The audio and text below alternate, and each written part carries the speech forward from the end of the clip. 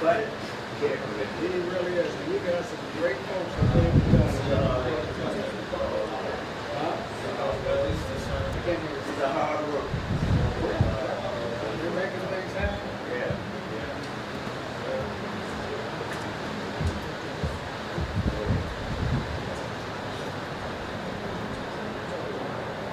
Be careful, baby. The only call I want you to make is when you're falling.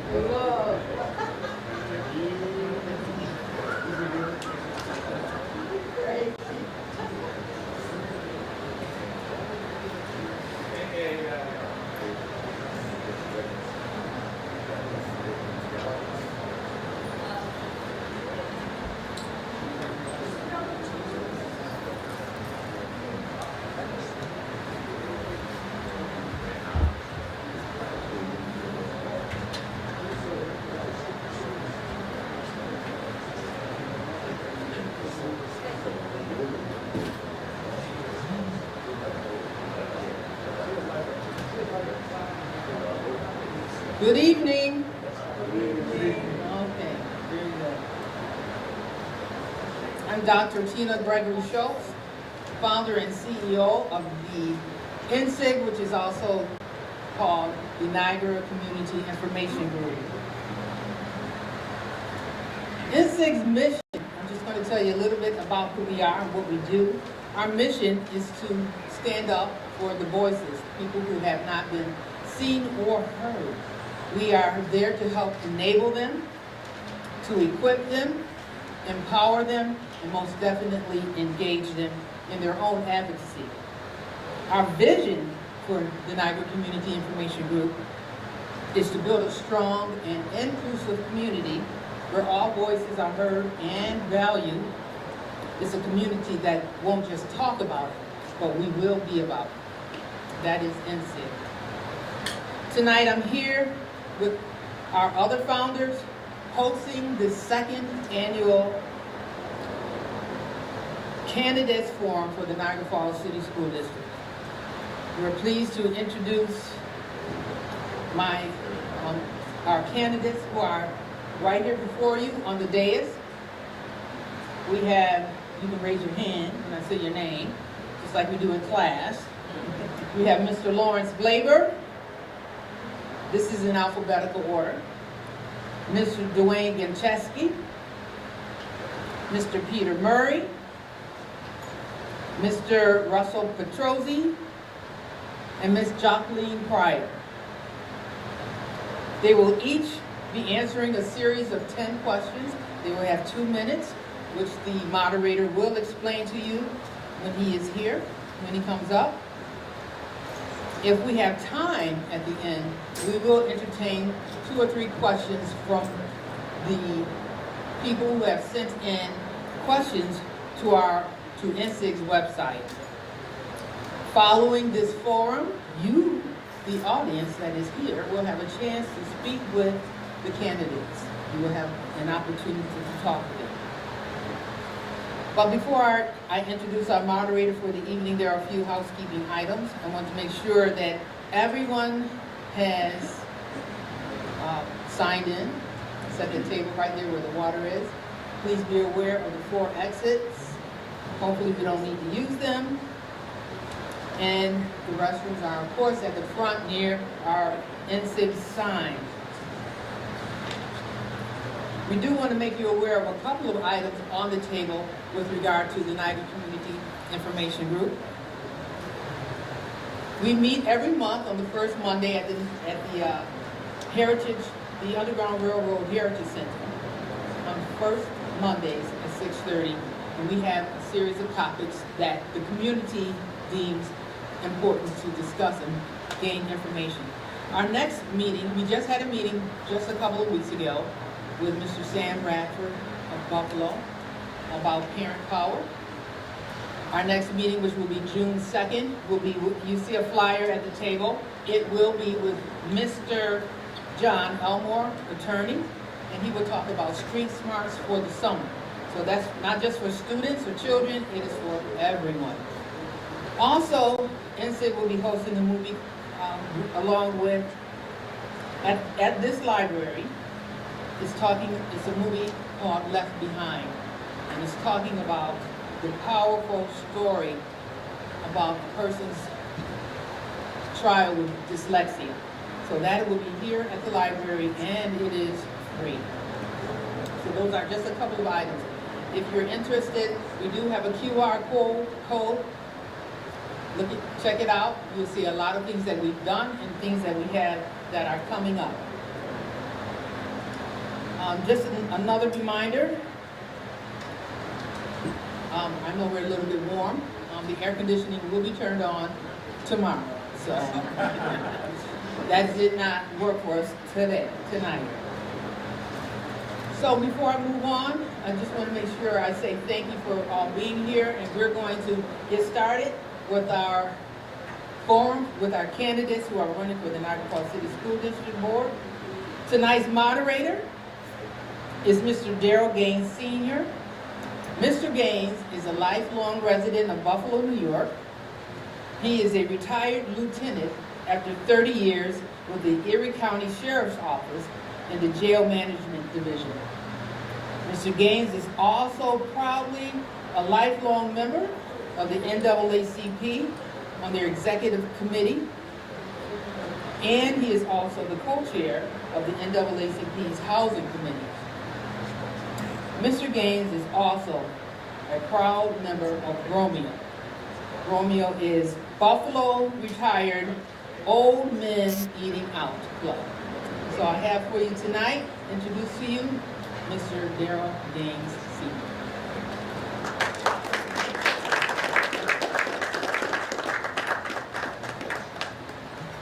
Thank you for that introduction. Romeo, Buffalo Old Men Eating Out. Every Wednesday I meet with a group of men from all around Western New York, including some folks here from Niagara Falls. And we just had lunch. That's the eating out part. They love to have lunch.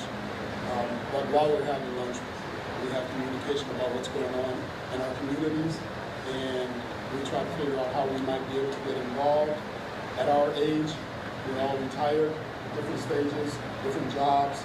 We all have different expertise. We bring those together, collaborate, and see where we might be able to help out. So that's one of the things that I'm most proud of since my retirement. My small business is Empower, and what I do with Empower is I meet with mostly young folk, but I meet with folk. We sit down and talk about what's going on, how we might be able to help them. I empower them by giving them information and sharing information. So I sit down and have a conversation. I learn it's a give and take, and I enjoy doing that. And this is part of that for me. Coming here to Niagara Falls and meeting the candidates running for the school board, and to hear what they have to say about their school district as I share that information with others that I meet with. So I thank you for the opportunity. I didn't hear this rule yet, so I'm going to say it because I just did it myself. Please make sure you turn your ringer off on your phone so that when our candidates are speaking that they're not disturbed. Please turn your ringers off. And if you're having your private conversation, please keep it to a low roar so that those who are around you can hear what the response from our candidates. The forum rules are as follows. Candidates will introduce themselves and tell you why they're seeking a position on the board. Each candidate will have 1 minute to introduce themselves. I will then read each question. All the candidates will answer the same question in a specific order, and they have that order in front of them. If necessary, they'll all read the name of the person who's answering next. Each candidate will have 2 minutes to respond to each question. The timekeeper will indicate the start time, and then will indicate 1 minute left, and then 30 seconds left, and when it is time for you to stop. And if you need help stopping, I'm here for you. If the time allows, there will be an opportunity for 2 to 3 audience curated questions, and candidates will have the opportunity to give a 1 minute closing statement. And of course, after, Dr. has already said that we will have a chance to speak with the candidates that will all be available. So we wish to thank you all for participating. I speak about elections often, almost everywhere I go. And one of the things that I remind folks is that the presidential election, which people think is the most important election, is an important election, but it's not the only election, and it's really not the most important. It's what happens right here, grassroots, that is really important. So this group of people right here plays a very important role as to what happens right here in Niagara Falls.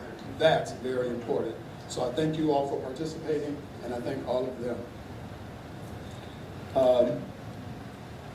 With that being said, we'll start right here and work our way down with the candidates' introductions.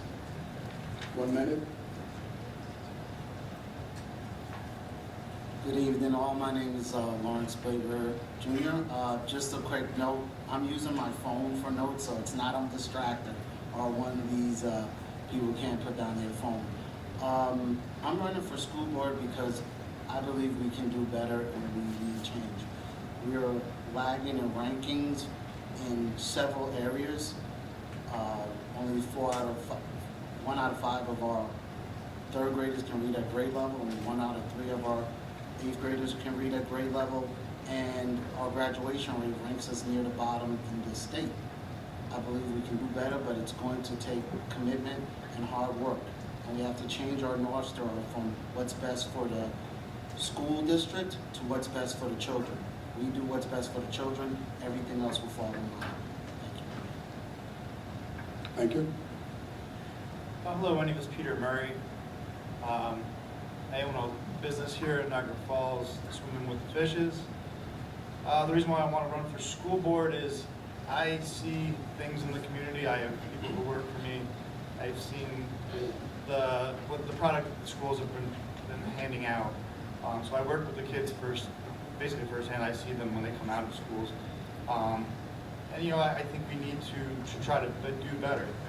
I moved up here 20 years ago from New Jersey. I think it's nice to possibly bring a new, fresh start here. We've been very stagnant for years with the board. New ideas never hurt.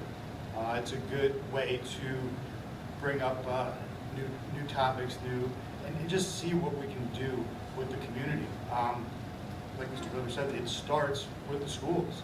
The schools start our community. If we want our community to be good, we need our schools to be good. So, thank you. Hello, good evening, everyone. First of all, I'd like to thank Niagara Community Information Group for this opportunity, Doctor. Thank you. My name is Russ Petrozzi. I'm a longtime member of the school board. I'm proud of it. I operate a business here, and most of you are my customers at Capital Cleaners. And I've given back to the community all my life. My dad started Coach for Kids, and I've kept up Coach for Kids for over the years. Why I'm a member of the school board is to make Niagara Falls the best it could be. We have an obligation to our children to give them the best education possible. We have an obligation to keep our buildings up, and we also have an obligation to our taxpayer. And over the last several years, I think we've done a good job. I think we always can improve, but I'm proud of what we've done and what we've accomplished. Thank you. Hello, my name is Jacqueline Pryor, and I'm a long life resident of Niagara Falls. I want to be trying to help the kids because I believe that the kids are our future. That's not just a cliche or whatever. I've been helping in the community over 40 years, ever since my kids came into the school district. Along with that, my mother was a special education teacher. And my father was an activist for the community. So, like I said, I've worked with mostly all the groups in the city. Anything they needed or whatever, I'm always there. But our kids are really losing out. We need to stop first saying that our kids are bad. I don't believe no kid is bad. I believe every kid needs a chance. Even if they make mistakes, they need still to be looked at as still worthy. So I'm working in the community. I see a lot of things, and I think the school district needs to have more. Stop. Okay. Thank you, Ms. Pryor. Good evening, everybody. My name is Dwayne. I moved to Niagara Falls about 8 years ago when I got married. I am a firefighter for the city. I'm currently out at Engine 4 on 10th Street. I have 2 kids in the school district. My son is 5, he's in pre-K 4. My daughter is 6, she is in 1st grade. They both attend Maple Avenue. I am running because my son requires special ed services for speech, and we had a hard time getting him the services. And I'm hoping that we can improve some things with our special ed department to make it easier for our students to get the special ed that they require, that they're entitled to. My son is actually here today. He's the reason why I'm running for him, because we did have such a hard time getting him what he needed. Thank you. Thank you all. So the first question, what's a program or an initiative in our district that's having a positive impact and needs a spotlight? That question will first be asked of Mr. Petrosi. Thank you. Well, I think the way to categorize this, our school district is partnered with many people in order to give children, and especially seniors and juniors, high school sophomores, freshmen, hands-on training. We partnered with the Niagara USA Chamber of Commerce, several businesses for internships. We're highly involved with the trades. We are building, our students are building things they're proud of. They're building gazebos. I think this is something that everyone expects kids to go to college, which we offer that pathway also. But I think if we were to focus on one issue, it would be the actual training, the actual involvement, and the actual learning with people that are doing the job. I think that's very valuable. I think also allowing our children to get involved with the trades, that's something that's been forgotten over several years. There's many children and many students who are not going to go to college, and they have to find a viable way to make a living. And let's face it, if you had to call a plumber today, you probably would have to look, and the first 3 you called probably wouldn't show up. So I think it's very important that we train them, and when they get out of high school, they are able to make a living. I think that's the most important thing that I would like to see more focus on. Thank you. Thank you. I'm going to restate the question, just so that you all understand it. What's a program or initiative in our district that's having a positive impact and needs a spotlight? Mr. Blaber? Well, I would like to highlight 2. One is the Stanford Digital Education's dual enrollment program. To me, that's a game changer for our students. We're partnering with a premier institution like Stanford, which is right in Silicon Valley's backyard, opens up a top-tier opportunity from which many districts can't match. It's preparing our kids for college and a career in a very competitive world. I also want to highlight the Catholic School's work for in-district children with autism. While the program has room to grow, like addressing teacher compensation and funding gaps, the dedication of the staff is inspiring. Educators there go above and beyond, even paying out of pocket for field trips and volunteering at nights like awesome nights. So I think that deserves recognition, and they deserve better support to perfect this critical program. Thank you. Mr. Murray? I think one of the programs, obviously, that Mr. Petrosi said, I believe in that as well. The career pathways, which is opening the doors for people to do trades. I think the trade programs, BOCES programs, and stuff like that are definitely big in the community. We live in a very, working class type of community. These kids need to know a skill. I think that with my experience and with my job as a heating and cooling company, I see this, that the kids need this kind of punctuality. They need to know customer relations. These are things that they should be learning And I think that's a very good thing, good step forward. I think we need to build on that. I also believe that our pre-K program is very good. We're getting the kids into school sooner. We're teaching them how to learn. It gets them into socializing with other children. I mean, this introduction and getting them at an early age is a very, very vital thing for this community. Thank you. And Mr. Majewski? Thank you. One of the programs that I would like to highlight is the robotics program that is offered through LaSalle Prep in Gaskill. This is a great program for the kids. There's no other program in the area that is as robust as this. Over the past, since 2019, this program has won over 50 awards, and most recently they took home the championship award for that program. This program exposes your children to STEM, which is short for science, technology, engineering, and math. It gives them a sense of pride to work on something and go to these competitions and take home these trophies. It makes kids want to come back to school. It engages them. It keeps kids safe after school because they're doing something in the school.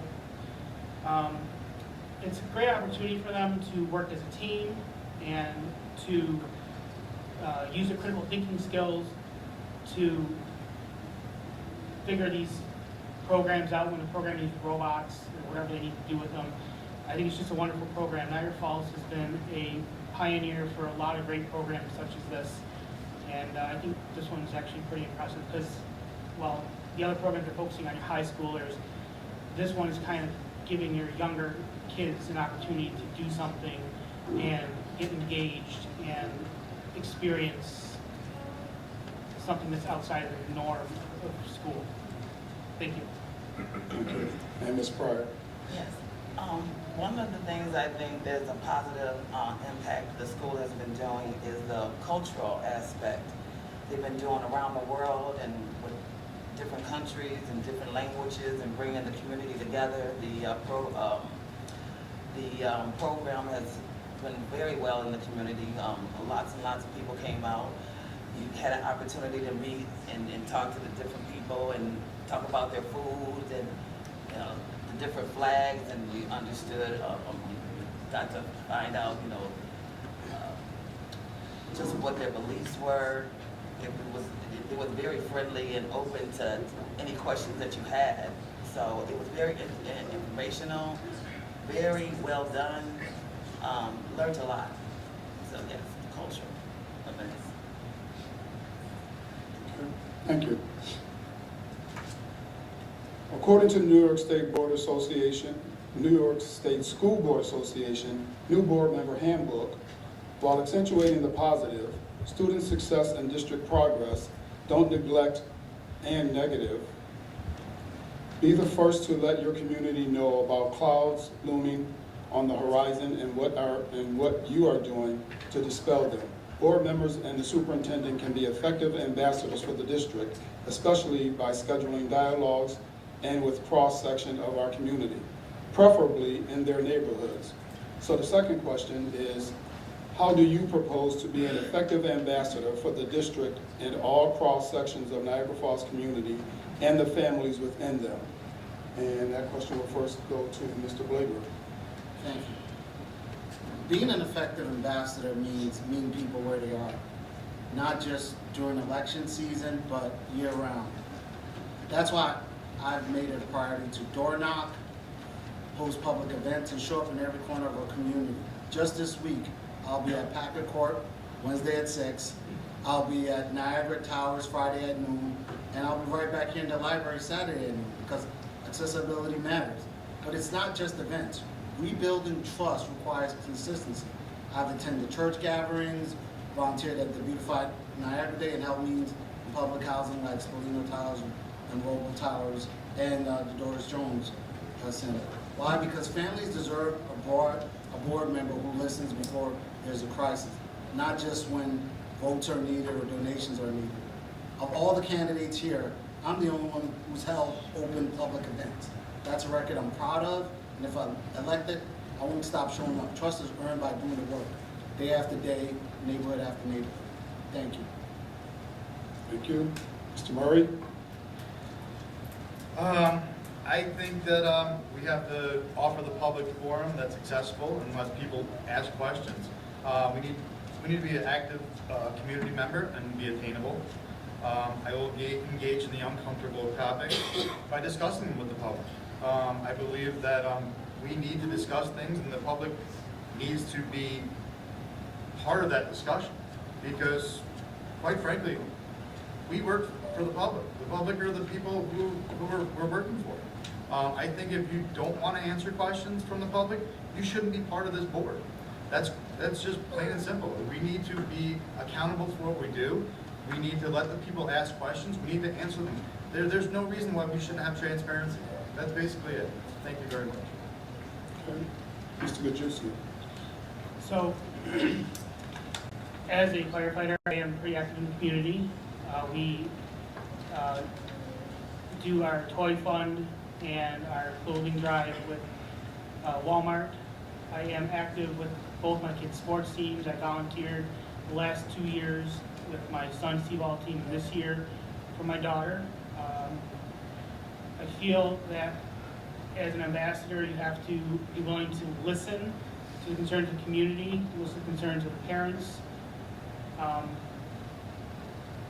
Nowadays, social media is huge, and I feel that as a school board, we should possibly look at opening up a Facebook page, because social media is not going anywhere.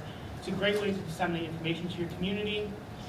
You can share all kinds of information about events, upcoming projects, conduct surveys of your community via Facebook. And it's just a great way for teachers, for students, parents to connect, and I think it would be a great tool for the school board to use something like that in the community. Thank you. Thank you. Ms. Pryor? Yes. Well, I believe that a school board member should get out in the community more. Not just having people come to them at the meetings or whatever. I would like to go into the schools and ask questions with the teachers and the students and see what they want, and also observe a little bit and see actually what's going on in the schools, and kind of be a voice for both the teachers and the students. I started an organization, Crossroads of Niagara, which I try to give everybody the same information, keep them abreast on different events, try to encourage them to go to board meetings, city council meetings, express yourself. Sometimes you might be the only one in the room, but you still got a voice. So I think I would probably want to be one that's more active in the community. Thank you. And Mr. Petrosi? Well, I think, and I think we all, and I'm sure, I'm sure everyone would try, is to be available to schedule community events, use technology when you cannot be at events. In my particular case, my office is in front of my store, which I have seen many of you many times. Its door's always open. I think being accessible to the public and being easily accessible to the public is very important. Thank you. Okay, thank you. The Every Student Succeed Act requires states to identify schools for targeted support and improvement. When students, subgroups, including racial, ethnic minorities, English learners, students with disabilities, and economically disadvantaged students consistently underperform. New York State Education Department most recent accountability data shows that 9 of our districts, 9 out of 11 schools are in TSI status. 7 are newly identified, 2 with no progress reported, and the remaining 2 schools are flagged at risk for identification. How will you work with the other board members to ensure our district makes adequate progress in student achievement for all students in order to exit the TSI status? That question will start with Mr. Murray. As a board member, I think we need to be good leaders to make sure the district is well-staffed, that the staff has the necessary resources to meet the research-based practices. I believe that we should be willing to work with board members to get it done. And I'm willing to advocate for things that are good for our students. We need to think of the students first, and first and foremost, it comes down to the students and making sure that we have the proper teachers and proper staffing, whatever their needs may be, so that we can help them out. Thank you. Mr. Gajewski? Thank you. So we need to get back to what we know works for our students to increase their achievement. Currently, our classrooms are a 1 to 25 student for primary school and a 1 to 28, one teacher, 28 students for intermediate school, which is way too high, even the most effective teacher to have an impact on a struggling student. So we need to propose caps on classrooms. We need to encourage reading, because reading is the key to success in all of academics. So working with the science of reading, which is going to be another question coming up here shortly, is something that's important. We need to look at our attendance. Our students cannot learn if they're not in school. We have chronic absenteeism, which is a huge problem in the district. We need to maybe look at employing resource officers or something to get these kids to school. These kids don't come to school ready to learn. This is a socioeconomic problem because these kids are in a flight or fight mode. They're in survival mode. As a firefighter, I went in some of these houses. You see these kids, they don't have a bed. Their refrigerator doesn't have a door on it. They're using the oven for heating. And then you're bringing them into school and you're expecting them to learn. So we really need to work with our administration to find out what are we going to do to fix the city. Because if we fix the city, we can fix the school system. We need to incorporate social workers to meet with these family members to figure out what their needs are and fulfill their basic needs before we can expect these students to come to school and learn when that's not what they're prepared for. They're coming to school and maybe their last meal was Friday morning at school, and then they go home and they don't eat again until Monday that next day. So we really need to look at what, thank you. Ms. Pryor? Yes. For that question, I really believe that we do need more teachers, but we need more experienced elders from the community. Some of these teachers, I have, great respect for teachers because my mom was a teacher, but they haven't really walked the walk. They really don't understand people's plight. And, I believe that probably even regardless how old you are, maybe you need to go and walk their walk. Maybe you need to observe their day in the life of, and then you'll have a better understanding of what these kids are going through.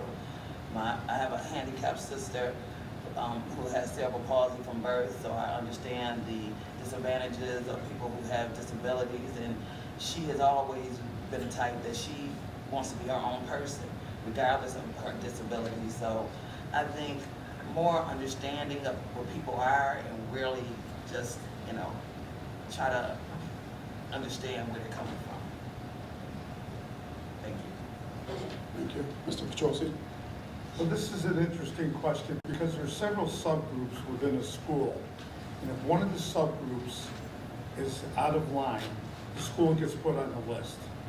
So I think the first thing we have to do is we have to look into which subgroup is the one that's underperforming, and we need to jump on that first. But we also have to be very careful about the other subgroups falling down. So I think once we zero in on the subgroup that's underachieving and we get going on that, the other groups hopefully will stay in line and we can get off this list. And I do agree with the social workers. The last 5 years, the school district has a group of social workers, and they're really helping out these children. But I think as long as we start to look and start to zero into growth measures instead of program measures, I think we'll be a lot better off looking at the individuals and the individual people that are struggling. Thank you. And Mr. Blaber. I feel as long as we concern ourselves with social issues, we'll be treating the symptoms of the cancer, not the actual cancer. I'm not sure what anybody's religion is, but I'm pretty sure one of the most basic tenets of repentance is you must first confess, right? If you work with any of these places like North Point, they say you must first admit you have a problem before you can actually get help and fix it. With that in mind, we have to acknowledge reality. If 9 of our 11 schools are in target support status, and test scores are the driving factor, while surveys and timing may influence some metrics, we can't make excuses. We need action. My priority is overhauling our reading curriculum with a full science of reading framework. All 6 pillars implemented together, not piecemeal. Scarborough's rope model for teachers that know that model shows how these components reinforce each other, and we need clear benchmarks to track progress, quarterly and yearly. You know, but the curriculum alone isn't the answer. If current leadership lacks expertise in this approach, which is quite possible, because if we've gotten to the point that 9 out of 11 are TSIs, that means the leadership might not know what they're doing, let alone the curriculum is totally different from the current curriculum that we've been using and has been failing, right? We should bring in proven consultants who've succeeded elsewhere, not just names, people who've shown progress in other states, in other cities. We can't expect different results without changing our methods. My goal, accountability, measurable growth, and exiting TSI status in the next, my term is 5 years, by the end of the 5 years. No more delays. Okay, thank you. 4th question. New York State Education Department Mental Health Education Regulation, Part 135.4, and the CRSE framework emphasize social emotional learning as key to student success. However, recent federal cuts to Title IV funding, which supports mental health services, have reduced resources for many districts, including ours.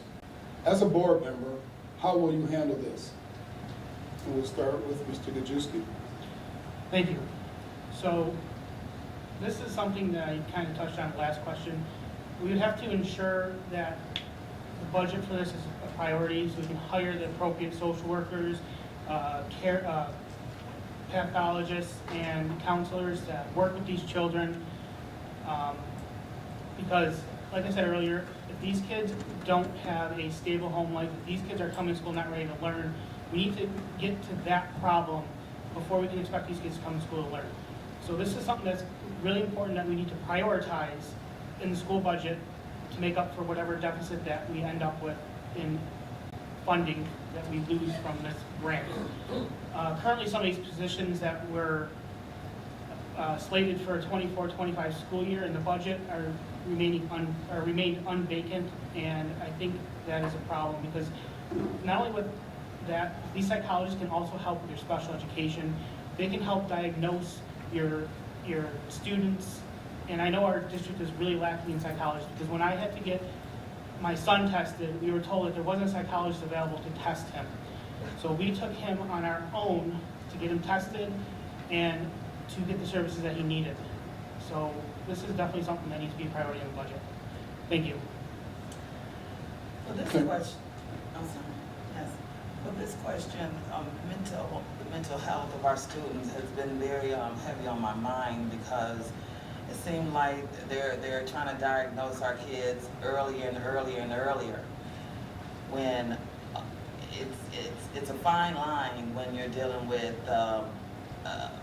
something that historically would label you as, having issues or whatever, but what we need to think about is that these kids are afraid to be labeled, and we really need to think about putting these services in with the school. I think it should be more of the family's doctor to diagnose these kind of issues, but I think it's too much of a fine line for the school to really focus on people's mental health. I think they need to really have a serious collaboration with people's doctors.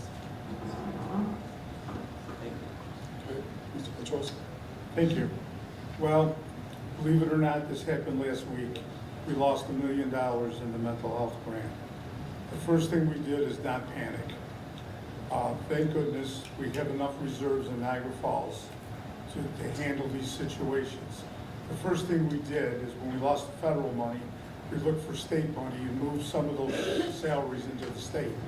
We also, the next thing which we are doing and have been doing, we want to partner with the local community. If we can partner with people that are already doing what we're doing, it only makes sense to partner so we're not doing the same thing twice. This is going to continue to happen, unfortunately, and we have to be able to prioritize, and these particular people that are in these jobs help the whole community and help the whole family. Thank you. And Mr. Blaber? I want to talk about one thing, social emotional learning, just a simple fact that they say about 1 out of 5 people are dyslexic, like my daughter, right? But when they went into Rikers, they noticed that that percentage was double or pushing near triple.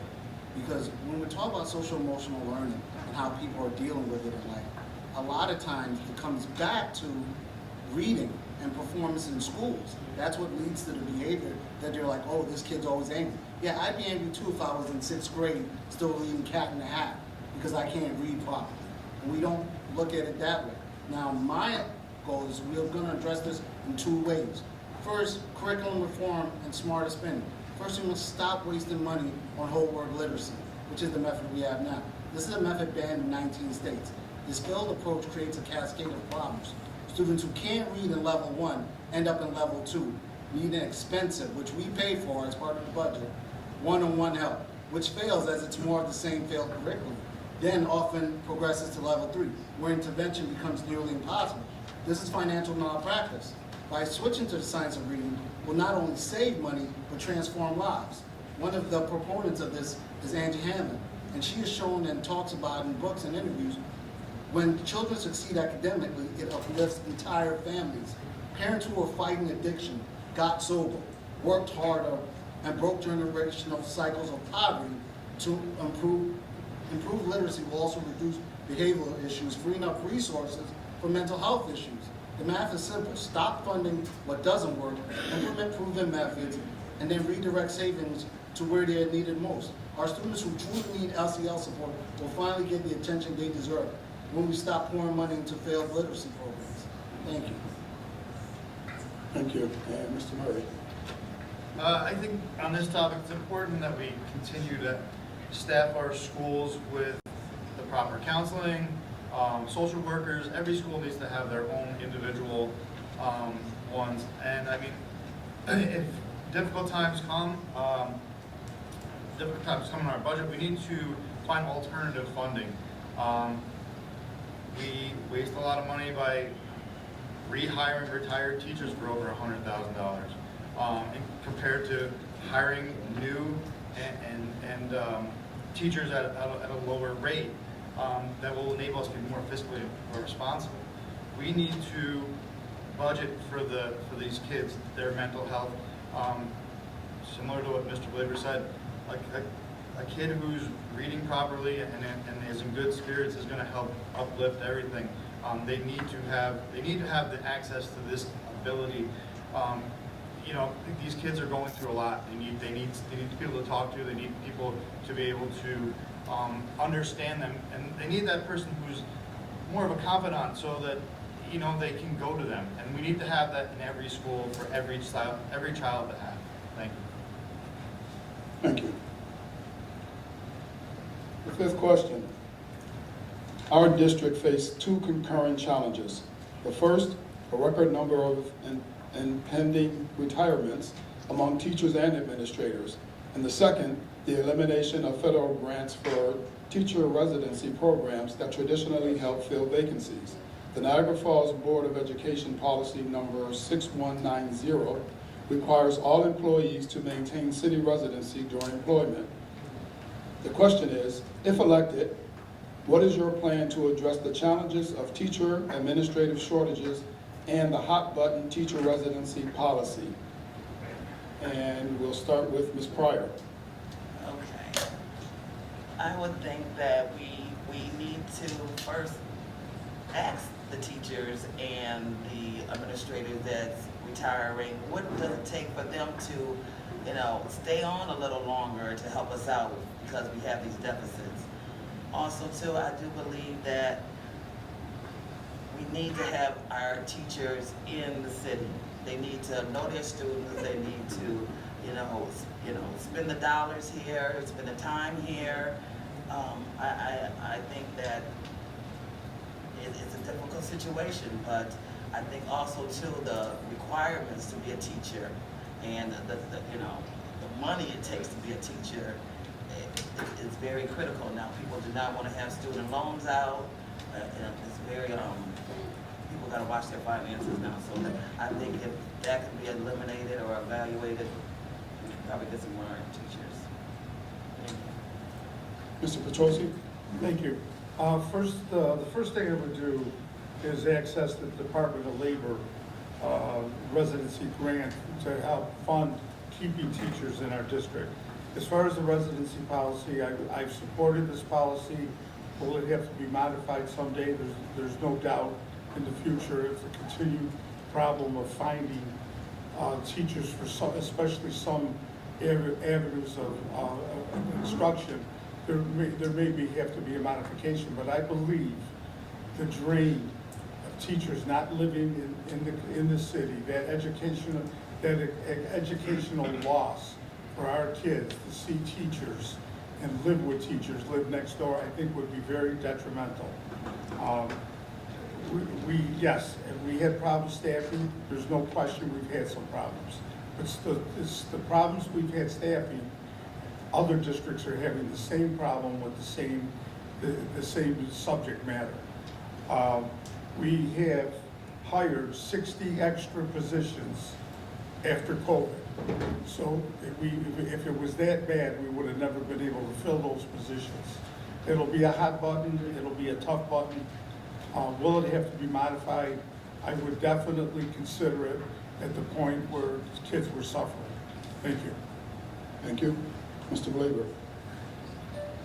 So, one of the things I try to make clear about this debate is, for the average parent, it doesn't really sink in what's happening and how this works. Because it seems like an argument between the board and the teachers, and those are like the two white-collar positions in this city, so nobody knows how it affects them. How it affected me, for instance, is my daughter's classroom is 25 kids.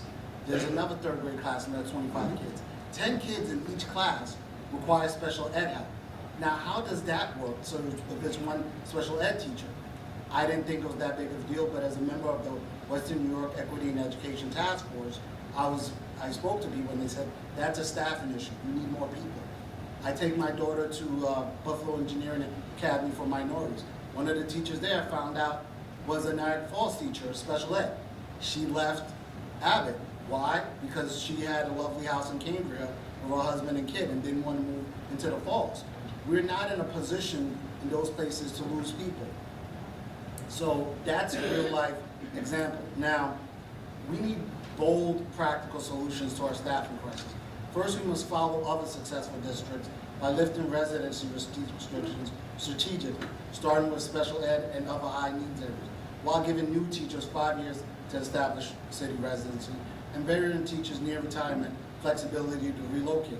But temporary fixes aren't enough. We must rebuild our district's reputation through academic transformation, adopt improving curriculum, elevating test scores, and climbing rankings. When we become Western New York's top district, yes, surpassing Williamsville, residency won't be an obstacle because the best educators will compete to work here. This is how we break the cycle. Immediate relief through smart policy changes combined with long-term investment in excellence that makes Niagara Falls a destination district. Thank you. Thank you. Mr. Murray? Well, first and foremost, the most important thing is that our schools be fully staffed. Right now, we have multiple vacancies at multiple levels. The students need teachers. The hiring process needs to be competitive. Why are we putting shackles on ourselves by making residency when people are like, I don't want to come to live here. We need the best. We want the best for our kids. The best for our kids may not live in the confines of the city, and them spending money here, they're still going to spend money here. We have plenty of stores and everything else, and the teachers will still be available to the kids. I don't see why there wouldn't be a problem maybe doing an incentivized, somehow to maybe slowly transition from the residency. And if the people who stay here, maybe we do something there, and the people who want to leave out, they pay take a little off their salary. But the thing is, the bottom line is, we need to find the best. If we want to be the best, you need to find the best. I feel that residency, I don't see the mass exodus of every teacher here. If you lift it today, they're going to walk out here, and this town's going to be like, oh my goodness, what's happening here? I think there's something more to this where people want this thing not to be lifted. It's just one of those things where I think that it's more important to find a better teacher and better candidates, and have more candidates come to the job. Instead of having one or two, you're going to have maybe 30 or 40. But to not try is ridiculous. But thank you. And Mr. Kajewski. Thank you. So I definitely feel that options of residency definitely need to be explored, especially since we have so many vacant positions that have went unfilled. We are one of 2 school districts in the entire country that still requires teachers to live in the city. And it affects our children. Our children deserve better. We have some of the greatest staff out there, and we are putting shackles on ourselves, preventing other teachers to help out our children. Maybe we can look at incentivizing people, like Mr. Murray said, incentivize people to live in the city, maybe make it a 10-year policy and then you can move out. But like Mr. Murray said, there's not going to be a mass exodus. There's so many teachers already live in the city, they're established, their children go to the school. They're not going to uproot their family, take their kids out, take the kids away from their friends, take the kids away from their routines because residency was lifted. Only 15% of the school budget is from taxpayer dollars. And of that 15%, there's only about 1,200 teachers. So to think that it's going to hurt the school district that severely, it's not. But this also goes back to the question of what can we do to fix the city, to make people want to move into the city and live in the city. This is something that keeps on coming up. Is what are we going to do to fix the city? If we get people that want to live here, there won't be the issues of teachers moving out. There won't be the issues of this short staffing. But this policy is essentially just preventing qualified teachers from applying to the district because they don't want to live in the city. Thank you. Thank you. Those who are elected this term will oversee the hiring of a new superintendent. New York State Education Department's guidelines for superintendent searches emphasize the need for leaders who align with district priorities, particularly in improving outcomes for high-need students.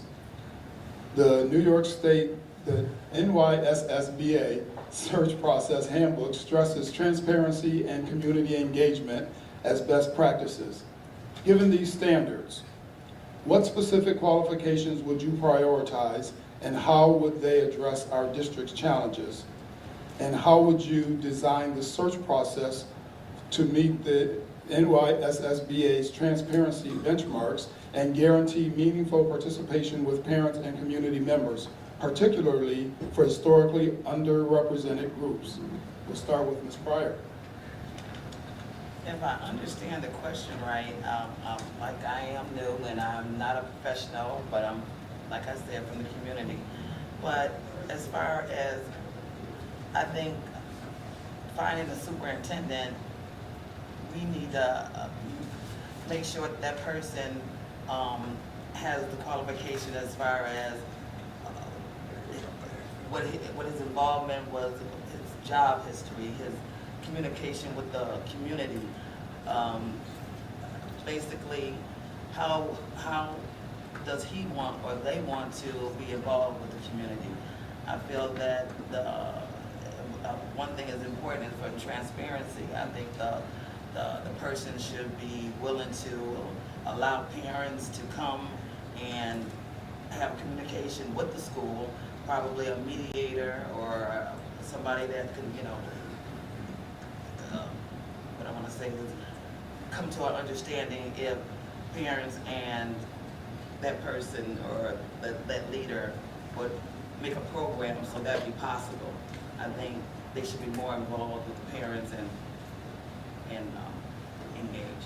Thank you. Mr. Petrosi. Thank you. I think two of the most important qualifications, we need instructional leadership and community involvement. We need an open door policy. We encourage people to come to our schools, encourage parent involvement. Whenever there's a problem, tackle it head on. We need another Mark Laurie is what we need. You don't, put the cards on the table. He does a great job. He's community involved. You'll see him everywhere. He does his best, and he always does his best, for the students. Thank you. Mr. Blaber. Let's start with the Buffalo Bills. It sounds crazy, but when you're hiring a superintendent, we are basically the GMs if you become on the board now. So if we're Brandon Bean, you have to look at what you want for our superintendent, right? That's going to be your head coach, right? What do most do? Let me find me a guy who succeeded somewhere, or let me find me an up-and-comer who succeeded. Sean McDermott was the defensive coordinator that led the Carolina Panthers to the Super Bowl. Then the next year, they didn't make the Super Bowl, but they had a really competitive year in spite of injuries. And it was because of that performance elsewhere that the Bills hired him, minor a great interview. And that's what's my top priority. Our recruiting process is we have to recruit proven leaders, especially experienced winners, who can transform our district's culture. We need to think like the Bills, hiring a championship coach or identify successful leaders from other districts and bring their winning strategies here. Maybe a superintendent who's done a big change, or maybe that superintendent's top assistant, because they can be a little cheaper. Here's my plan. First, partner with local community groups and churches to survey what qualities our residents value most. Then hire a professional recruitment firm to find candidates matching those needs. No more who you know hiring. We'd interview, say, the top 5 or 6 recommendations, narrow it down to 3 finalists, then conduct interviews using questions from the community and the other stakeholders, parents, teachers, community leaders. The entire process, except the candidates' current positions, will be publicly documented after selection, so everybody knows how it happened and we keep their privacy. This isn't about politics, it's about finding the best talent through a transparent, professional process that puts students first. When we recruit winners, we become winners. So, thank you. Thank you. Mr. Murray. I mean, obviously, it goes without saying we need to find the most qualified candidate for the needs of our students. I am a firm believer that we need to look outside the district. We need to look, whether it's regionally, nationally, but there needs to be multiple candidates. We need to get past the old days of grooming one superintendent to another superintendent to another superintendent just so they follow leads. I think that we need, this district definitely needs a new and bright face, somebody who's willing to take the challenge on head on, and also not be like a pushover, so to speak. Not someone who's willing to just do the status quo. We need people someone who's going to actually be like, no, this is what we have to do, and they're going to have to do the uncomfortable things. And I just think that the new superintendent needs to come from outside the district. Thank you. Thank you. Mr. Gajewski. Thank you. So when hiring a new superintendent, we need to find somebody who has a clear direction they want to take the school district in, somebody who promotes a safe environment for students and staff. Somebody who's open to new ideas and to collaborate with the community. They're going to be open to feedback, both positive and negative. They're good communicators with students, staff, parents, and the community about the school's successes and areas of need. And I would like somebody who is fair, respectful, and has integrity. As far as getting the community involved, we can hold forums like this. We can bring the candidates to their neighborhoods, do Q&As with them, and take feedback from the community as to who they like and find out what their opinions are. Thank you. New York State Education Department's Science of Reading initiative, aligned with Governor Hochul's Back to Basics plan, requires districts to certify curriculum alignment by September 2025. The New York's NYSSBA has endorsed this as critical for literacy equity. What budget safeguards would you implement to avoid costly misalignment and revisions as our district works to align with the science of reading? And this will start with Mr. Gajewski. Thank you. So Niagara Falls City School District is actually in a really good place with this. Our curriculum department has extended our Foundations Reading Program, or our phonics program, into third grade for next year. And we also offer many trainings for our teachers to take to refine their skills to better teach the students according to the science of reading philosophy. You can actually teach the science reading philosophy off of any curriculum. It is based off of 6 pillars, and the pillars are oral language, phonemic, I can't pronounce it, phonemics awareness, phonics, fluency, vocabulary, and comprehension. You don't need the curriculum from New York State to teach that. Your teachers can take any curriculum with a few adjustments to what they're doing and teach to the science of reading. Thank you. Thank you. Ms. Pryor? Yes. When we talk about going back to basics about reading, I believe in that. I remember conjunction function and those kind of programs. I think bringing back the bookmobile to the community so the students can come out and get the books, and that was a whole event and they look forward to. I think also too, we need to open up the schools for after school programs. I've been trying to work with Mr. Laurie for a couple of years to do that and open up the schools and for different reasons, for night gym, but also too for extra learning and for people to come and volunteer with the kids and read. But I think we really do need to go back to basics. Thank you. And Mr. Petrosi? Well, I think the first thing I would do and suggest with my colleagues is work with teachers. We want to be aligned, and we don't want to go sideways on this. Utilize a skills-based approach, not a program-based approach. In other words, we want to teach children how to read. We want to teach them the process to learn how to read. We want to teach them how to learn. And I think that's very important. And I also would ask for the research on the results of the programs that we do use, see which ones are working and which ones are not working. Thank you. Mr. Blaber? I believe a key part of this process starts with the board members educating themselves on science of reading. I sat there and watched the curriculum director talk about the initiative in October when the protocols from the state weren't going to be handed down until January.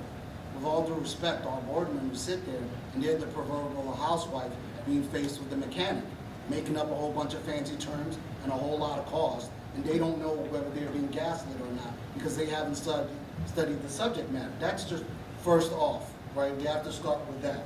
Now, again and again, we do not have to reinvent the wheel, right? But we're also all professionals here. We've all seen a job where the boss comes in and says, we're gonna be doing this, we're gonna be doing that.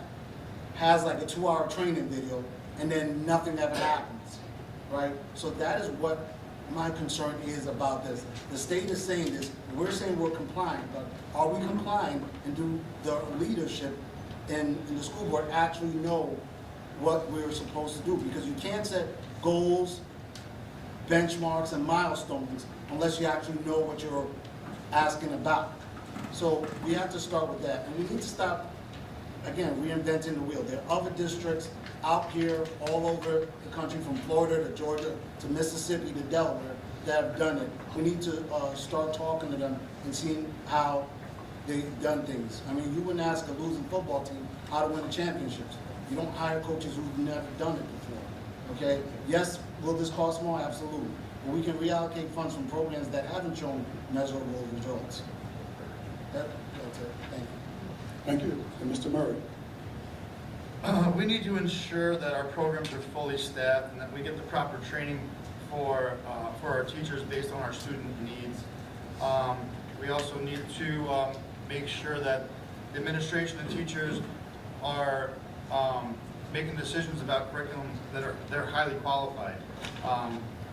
The school district should be place less emphasis on programs and spend more time and money ensuring their teachers get quality professional development that focuses on research-based skills.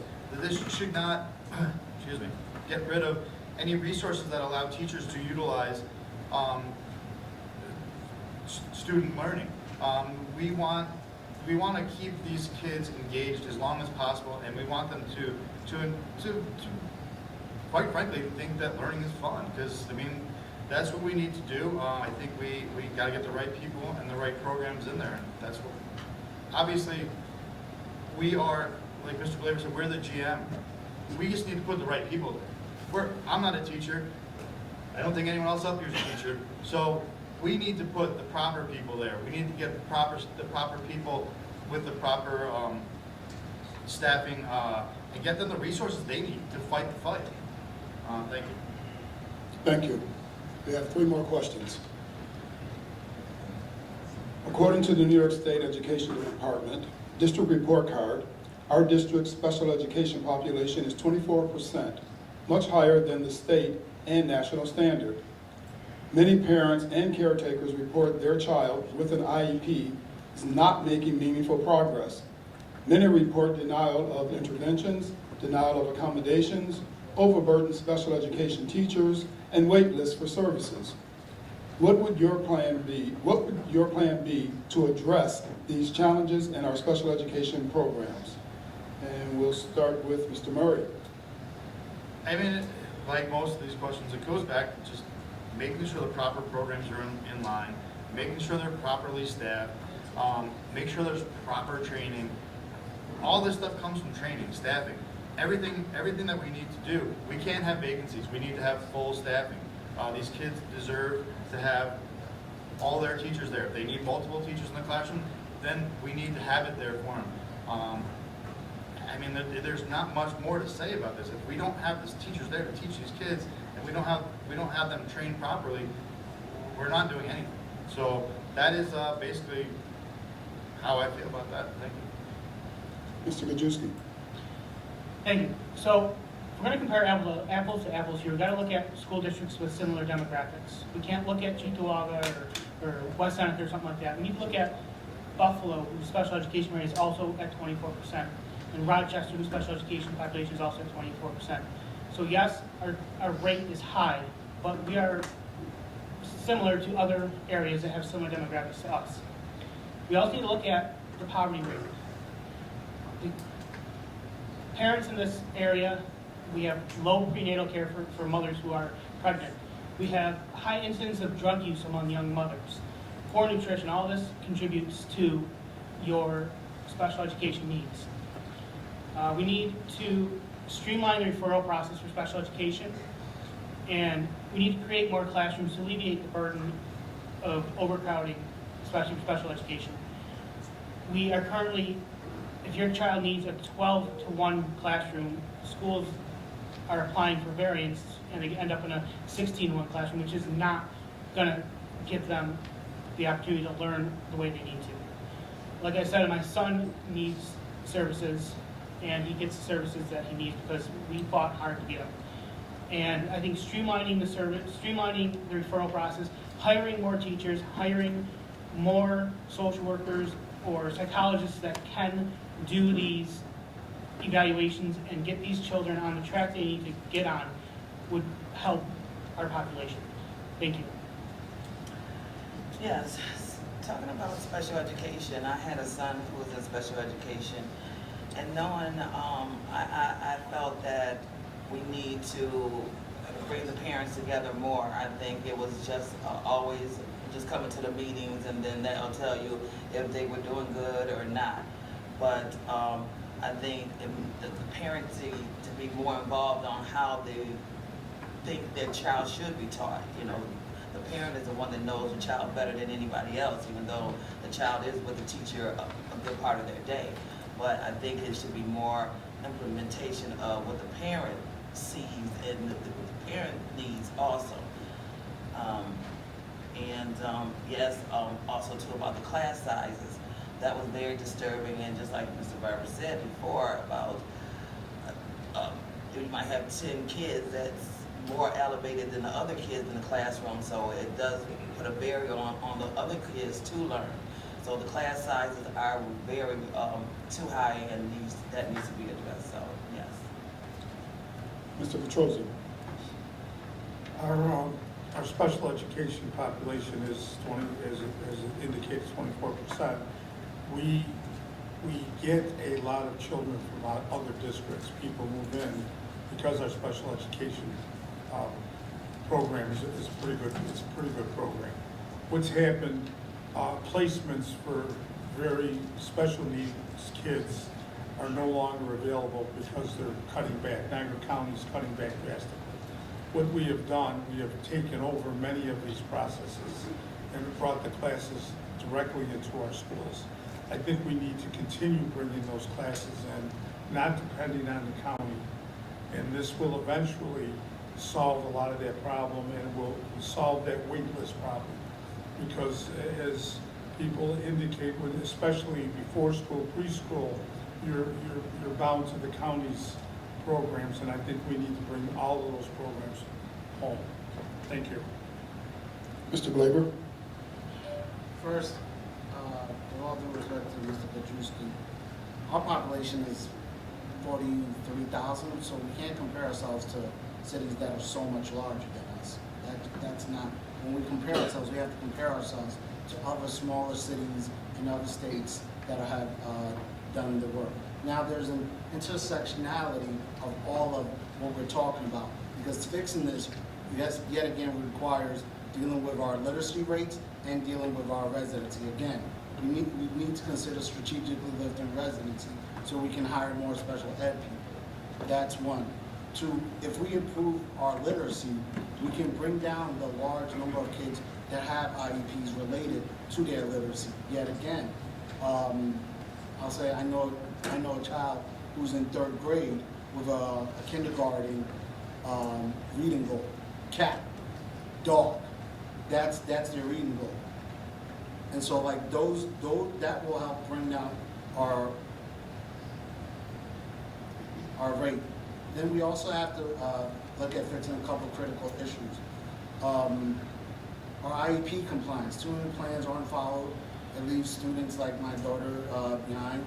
We need a clear implementation of these plans and follow through, because an IEP plan, I don't know if you've done, most of these literacy plans, they're designed for the child to be off of them in 3 to 4 years, unless they have like a serious medical condition but even that, those will just be filled with accommodations. Like my daughter will need one because she has a hand issue.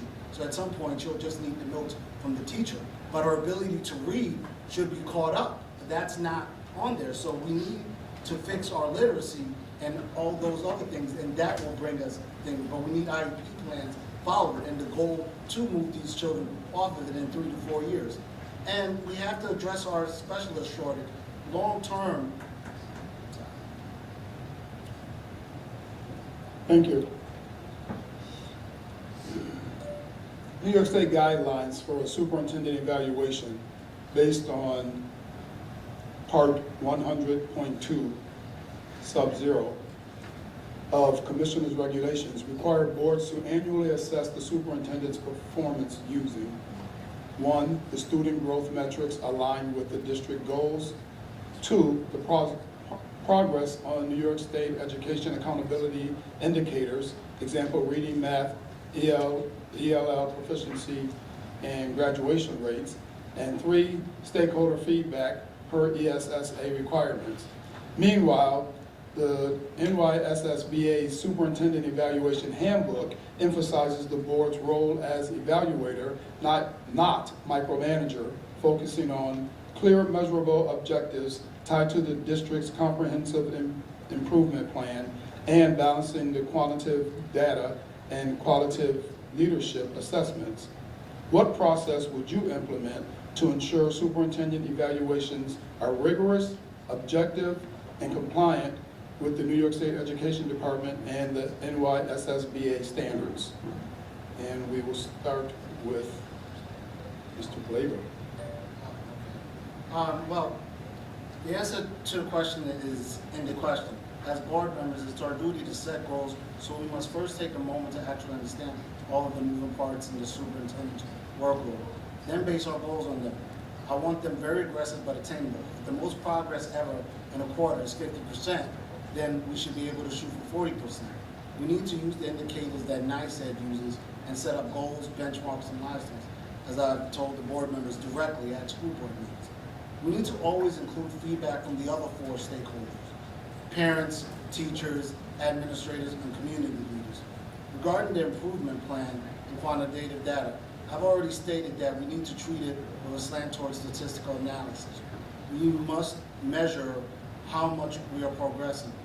If we're not meeting milestones and benchmarks in consecutive quarters, then the superintendent and his team are responsible for providing countermeasures. And that fails, then we have to talk about micromanaging and consultants or other drastic steps to get us towards achieving our goal. And since I've got a minute left, I didn't finish the last one regarding special ed. So I just wanted to add, we face a severe special ed shortage regarding special ed. Agencies have told me directly, I've been on the phone with the directors of these education, and they told me they won't serve Niagara Falls, they can't. My solution long-term is to partner with SUNY Niagara and the state to create a 2-year certification program for speech and occupational therapists, like trade schools, for special education. This will create a local pipeline of professionals while making these careers more accessible. And Mr. Murray. I mean, this question, it's our job. It's our job to make sure the superintendent does what they're supposed to do, and he has evaluations. And basically, it's just to hold them to a higher standard. It would be, we would have to come across and find out what we want done, where the metrics are. But I mean, like that would be something that would have to be discussed with the board.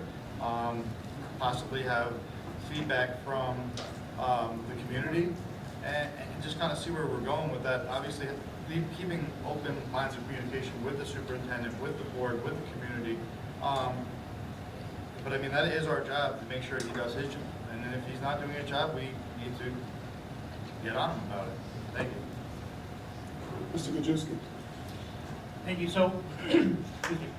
The first thing that I would do is identify what the superintendent's annual goals are, and then review district data such as SEP plans or school comprehensive education plans. Then we would use the form that is provided actually right on the Board Association website to evaluate the superintendent, their professional practice using the Heidi scale, which is the highly effective, developing, or ineffective. Thank you. As far as assessing the superintendent, I would think that I would be aware of what he has done through the past year or his tendency. I would not be a person who would do on a friendship level. It would be all based on what he has done, his numbers, and his ability to keep leading. So that's what I would be looking for. Thank you. Mr. Petrosi. We currently do this now. I would have no issue at all to move to the New York standards with New York State Education Department or NSBA. So it would be a more standardized approach with the touch of home. Currently, we go through this process. He has goals, and we evaluate him to those goals if he's made them, not made them, or do we continue? Are they the right goals? We evaluate this every year, and I would have no problem going to a more standardized approach with the touch of home. Okay, and the final question. School boards must ensure budgets meet both student needs and taxpayer expectation under New York State Education Department and New York State SSBA guidelines. How would you evaluate whether district funds are being used effectively and support all students, especially high-need populations, while maintaining fiscal responsibility? Mr. Petrosi. Okay, well, as far as the taxpayer, I think we've done our absolute best with the taxpayer side of this. We haven't raised taxes in the past 10 years. Actually, going back to 25 years, I think we raised them 2-3-4% in 25 years. So I think we've taken care of the taxpayer by finding revenue in other places. I think the way we should measure accountability and how our money is spent is the readiness for our students. When they get out of school, can they get a job? Can they get a job to support a family? If they're a high needs population, if we prepare them for the real world. If it's a trade if it's a trade they embarked in, can they do the trade? Have we given them the tools? As far as college, I think we're doing a pretty darn good job. We offer 60 college courses, and many of our students, when they come out of school, have already got a half a year or 1 year of college. So I think the measurability is, are they ready for the real world? I think that's the true measure of if our dollars were well spent. Thank you. And Mr. Blaber? This is question 10. It is. My firm belief is that government's responsibility is to take care of its least fortunate and least capable citizens. I firmly believe that school district responsibility falls right in line with this, because education is a great equalizer. It's taken me from the age of 5 as an immigrant kid without my own bed to now the young man you see before me with 3 degrees, owning my own house and cars and all that good stuff. And that's the power of education. So we have to look at things through a business stance and see how we're spending our money. I'm talking about the curriculums we're wasting money on that we promise that kids are failing. I'm talking events that are not getting full participation. I'm talking about hiring specific trainers and things of that nature that are not necessarily providing quantitative value. We have to look at these things and see how they're working, if they're working towards the goal. I've brought up the issue before with social emotional learning, and we're spending money on that. But the real, instead of fixing the real issues like curriculum. I don't see the point in investing in things that are symptoms of the cancer, but not the actual cancer. So to me, financially, we have to first really focus on fixing our literacy and then all our supportive programs.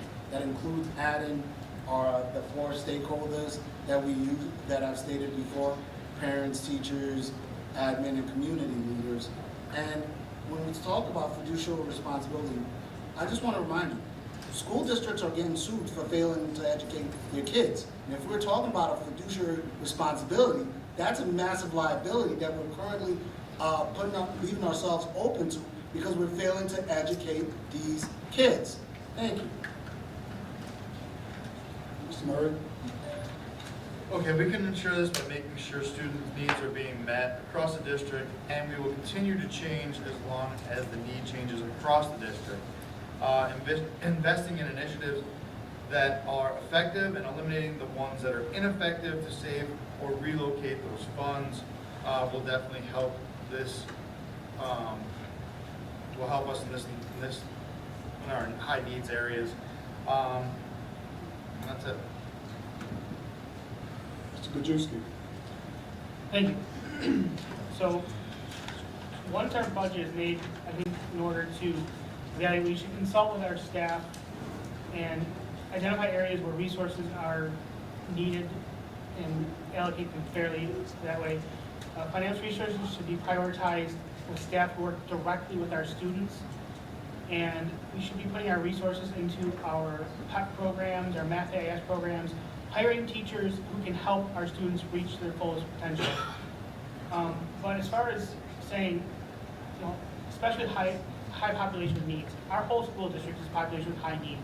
If you look at the statistics, we have 5% of students who are homeless, 77% who are considered economically disadvantaged, and 24% are special ed, which is over 100%. So our entire school district is a high need population. Thank you. As far as dealing with the budget, it's going to be very difficult with all the cuts that we're going to be coming across. But I think that if we reach out to organizations like the Red Cross and different organizations that come and help us and to teach our kids and to teach them, maybe they want to, you know, go into these fields of, you know, being a doctor or helping out in the community. But I think also too, we might need to get a couple more employees for grants to, you know, relieve the community of any increase of any programs that we might want to do. I think that'll help the taxpayers too. So the budget, like I said, is very difficult. So thank you. Okay. That ends our round of questions, or prepared questions. Do we have any?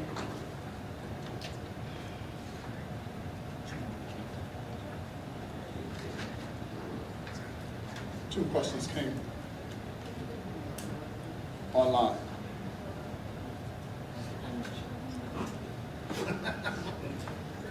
They're not typed.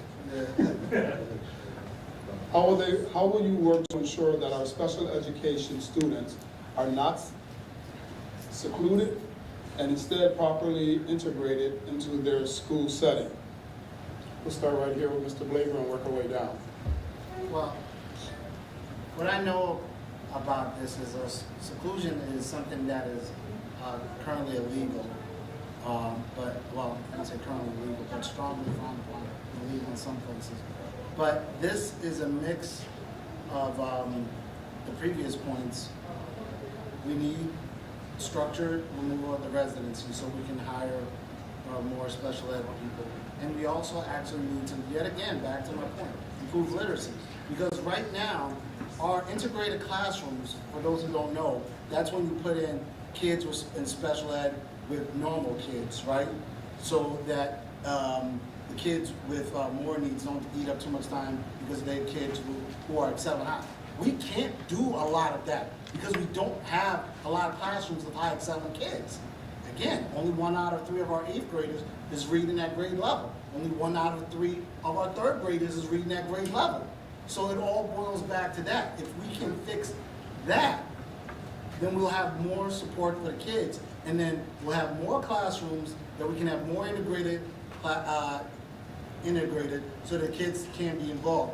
And we'll have also lifted residency and improved ourselves as a school district, which will then allow us to recruit better people and be better staffed. It's all interconnected, people. I mean, I guess we'd have to look at the data to see what would be the best case scenario. Once again, we would need to have the proper staffing. It all comes down to proper staffing, proper programs that are in place. These kids need extra help, so we need to get them extra help, whether it's extra classrooms, whether it's, you know, more teachers, whatever we need to do, we need to get. But I mean, to not give them the special care that they possibly need is not the right thing either, because they're not. To keep pushing them along is not going to help. It's not going to help our community. It's not going to help the individual. It's not going to help anybody. Like, these people need the extra help. We need to get them the extra help, and not make them seem like they're just one of the group. Unfortunately they're not. They need more attention, And that's what we need to do. We have to stop trying to make everyone fit into a box. We don't all fit in the same box. Sometimes we need to do a little extra here, a little extra there. That person may need a little extra attention. And that's, unfortunately, I think a lot of the schools now is that we don't want to, quote unquote, label people. We don't want to, and when we're doing this, we're actually hurting them by not labeling. Because you're not going after their needs. So, I mean, I think that's what we got to do. We have to start going back to the basics and get these kids the help they need and not worry about, well, he doesn't want this extra help because he doesn't want to be labeled. Well, he needs it. So let's address those people's needs. Mr. Petrosi. I'm going to take a little different approach. I'm going to talk about what we have done. First of all, we have Head Start that is now in our district. We take children, I think we start at 1 year old or 6 months old. We have pre-K 3. We have pre-K 4. We have all of these programs that we are doing now. Special education, I've been on Empower, formerly Niagara Cerebral Palsy Board for 35 years. These people, these children, they need the help, and the help should be given to them. We are doing it. We are trying to give them every opportunity. Can we do more? You always can do more. But I think the bottom line is, if we prepare them to get out of school and be able to function in society and be happy, make a living, I think that's the goal that we should all have. And if we can do that, we've done our job. Thank you. I think with special education, if I'm sorry, I just lost my train of thought. But special education, I think if the kids have more mentorship and, like when, people pulling them out the classroom for something that they enjoy. Well, if they like the library, then have the librarian come and get them out of class, or if they like sports or science, or I think if they could have that in their day, a little more of, somebody showing them that they, like a one-on-one, probably in the school system and with the schools with the teachers that's inside of the school. I think that way they won't be just in that room secluded, and I think that could be a part of that. Could be something that we could look into. Thank you. And Mr. Gajewski. Thank you. So we need to look at putting special education in every school system, every school district, because essentially what we are doing is, well, you're not isolating them in the school, in the classroom themselves. When you're taking a child from one school who offers their grade level of special education this year, now next year they need to go to another school because this school offers special education for that grade level, you're essentially isolating the child from their friends, from the routine. So we need to have special education offered in every school, not just Maple Avenue has special education for your first graders, and Beneva Bond might have it for your second graders, and now you got to uproot your child every year to make sure they get these services. So a lot of our parents are declining services because they don't want the child to be uprooted and moved from school to school to school every year so they can get the services they need. So I think to help with isolation, we need to have special education in every school. Thank you. Okay.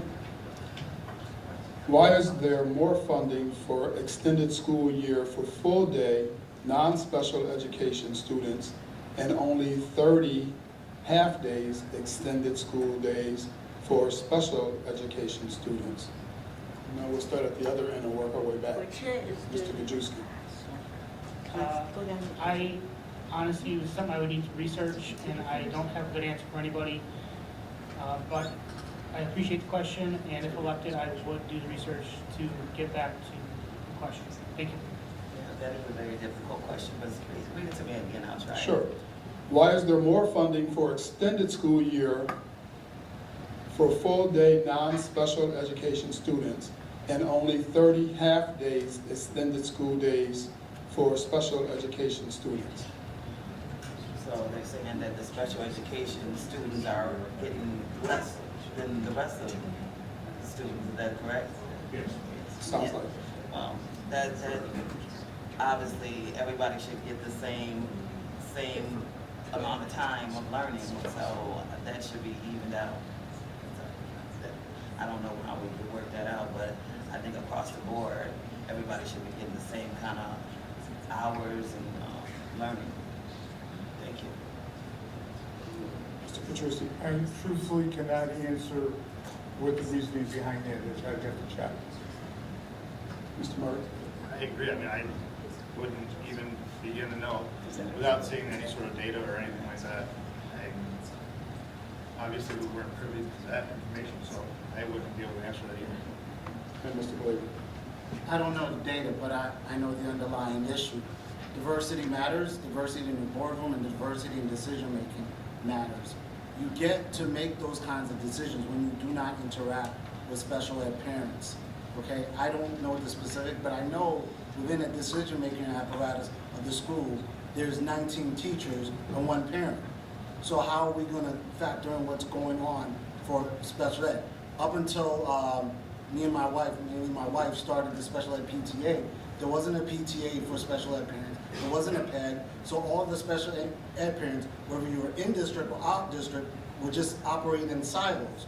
When you have a structure like that, how are you supposed to actually make decisions that include special ed parents? So let's start with that. Before we look at the data, let's start with our broken structure that do not value the opinions of parents of special ed kids. Let's bring that to the forefront, fix that focus group, and then we can actually attack that problem along with other data issues.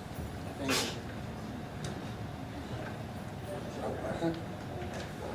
Thank you all. You have your 1-minute wrap up.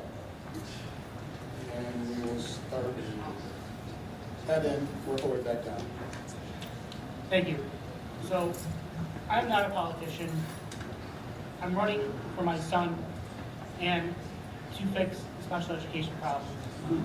As a parent of a student who faced so many difficulties getting the services he needed, it really makes me wonder what difficulties other families face. And it's just unacceptable that these students go without the services that they need and they don't get the services that they are required because we don't have the staff, we don't have the resources to take care of them. So I might not have all the answers, but I'm going to work my best for the children and to better the school system. I have a vested interest in the system because I have 2 children that go to the school district. Both my daughter and my son are in the school system. Thank you. As for me, I believe that the kids, like I said, they are not bad. Our kids have been getting a bad rap, and I think it's up to the community and our parents, and anyone else that can help to give them the opportunity that they deserve. As far as, like I said, trying to work with the school system to bring back night gym and then get these kids off the street so they have something to do. That's really one of my biggest goals. And basically, I'm not making no excuses, but I did not get any of these questions beforehand. So I hope that I did the best I could, but this is the first time I'm seeing these questions, so thank you. I'd just like to start by, we were talking about properly staffed. We are properly staffed. Do we have a couple of people working out of certification? Yes, there's no question we have. But I don't want everyone out there to think that, this is a rinky-dink operation. We are staffed. We are doing a good job. We are protecting special ed. We are preparing our students for a lifelong working environment. We always have an opportunity to do better, and we continually will strive to do better. But I don't want anyone to walk away thinking that our schools are not staffed. They are staffed. And I, appreciate this opportunity to talk to you. My door's open in the future. If I'm reelected, I'll be there for all of you. Thank you. Also, I am not a politician. I am a business owner. Like I said before, I own a business. I've owned a business in the city for 12 years. 90% of my employees are Niagara Falls students. I have a vested interest in this city. I want this city to do well. I have a home here. I have a business here. I have business properties here. I want this city to do well. People support the district in many different ways. I want this to help the students, to help the people of this community. I also think that we all should have an opportunity. So I think that a thing that we should be doing is the board should be limited to term limits, because we need to have new, fresh ideas coming up. There's no reason why we need to have board members on this board for multiple terms. It's absolutely ridiculous.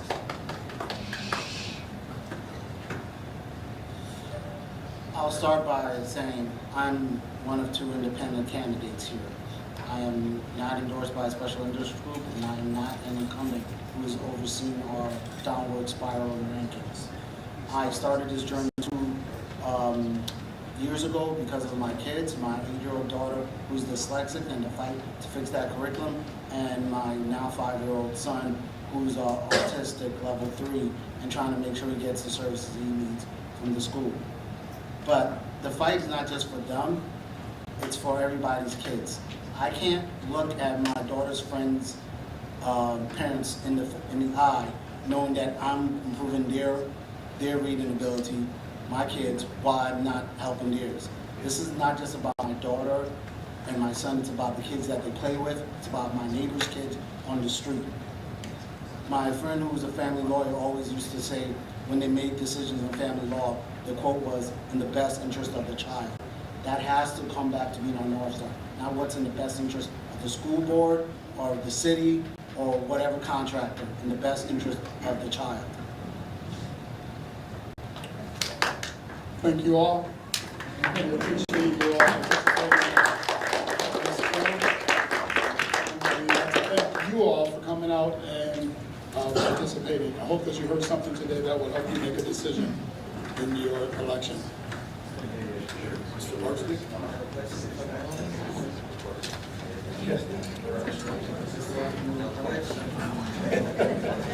After the credits, people. So his final words is, thank you all for coming out, and a special thanks to the 5 candidates that showed up today. You got a chance to hear what their intentions are, what their desires are to make a difference in the school district here in Niagara Falls.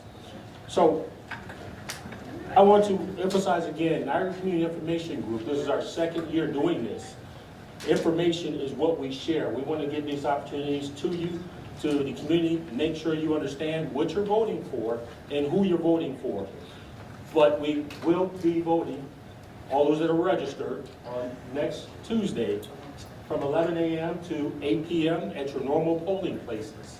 If you have any questions, you can reach out to the district and then give you further information on that. You must vote. And then after the ballot drops, participate. We have board meetings. We have a board meeting tomorrow night at 7 o'clock. You can come, you can share, this is a regular board meeting where you come and share insights, you can ask questions at those board meetings. But participate, you gotta participate. The current board, they gotta hear from you.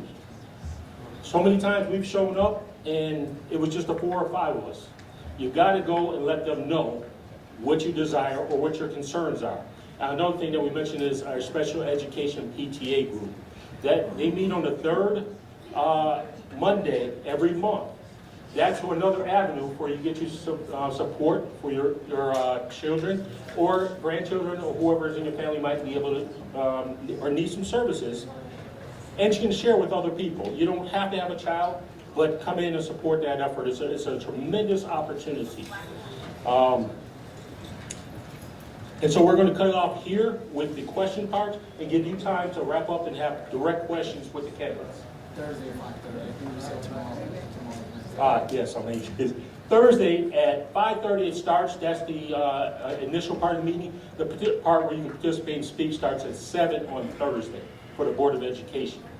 And again, our 4 facets are financial literacy, educating the community, being better with finances, educational excellence, and this is our engagement with the school board. It's not just going to meetings, but we have meetings outside those meetings.